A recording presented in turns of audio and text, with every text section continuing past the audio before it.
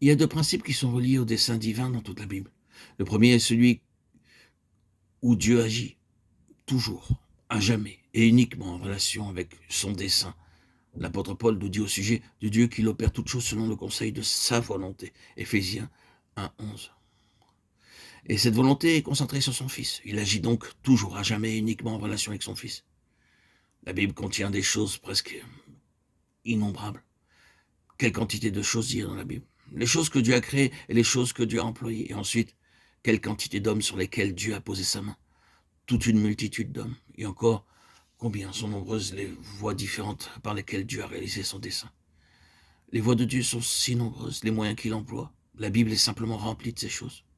Et ensuite, nous avons les bénédictions de Dieu, qui sont le second principe du dessein de Dieu.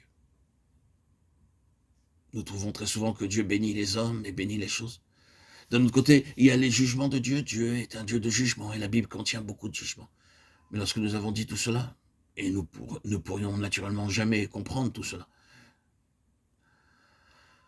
ce livre est beaucoup trop grand pour nous.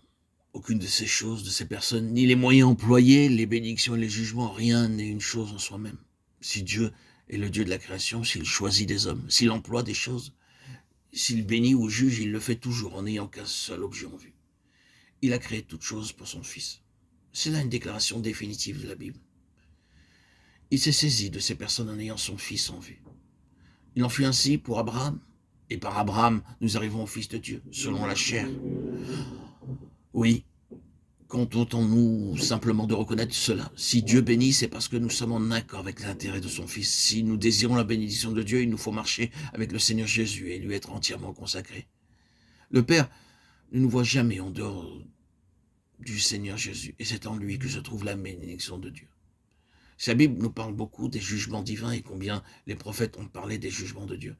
C'est parce que les choses étaient alors contraires à ses intérêts en son Fils. Dieu a toujours son regard concentré sur son objet unique, et cet objet est son Fils. Dieu ne se disperse pas. Il n'est pas simplement intéressé dans les petites choses comme telles. Les petites choses deviennent très grandes pour Dieu lorsqu'elles sont liées à son Fils. Êtes-vous une personne très petite, sans aucune importance? Si vous êtes réellement unis à son Fils, Dieu vous regarde comme étant très importante. Très importante. Oui, mais ce n'est pas votre propre importance, ni la mienne. C'est l'importance de son Fils. Et cela est vrai de tout maître d'école fidèle. Je suppose que tous nous avons été à l'école et que nous avons eu nos maîtres d'école. Et quelques-uns d'entre nous, durant nos jours d'études, nous désirions avoir des rapports agréables avec nos maîtres.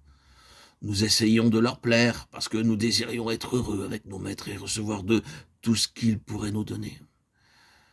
Mais le souvenir que j'ai gardé de mes maîtres est celui-ci. Ce n'est pas moi qu'ils avaient en vue. La seule chose qui les intéressait en ce qui me concernait, c'était que leur objet soit réalisé.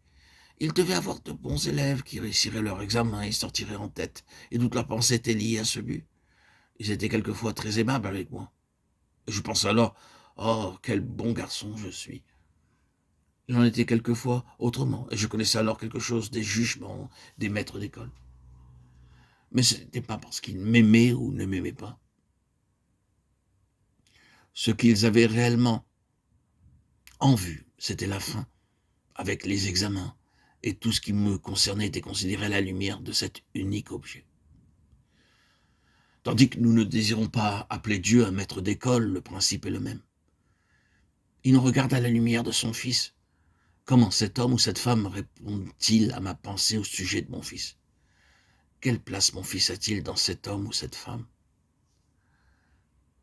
Dieu agit sur cette base-là. Et c'est un principe dans le dessein de Dieu.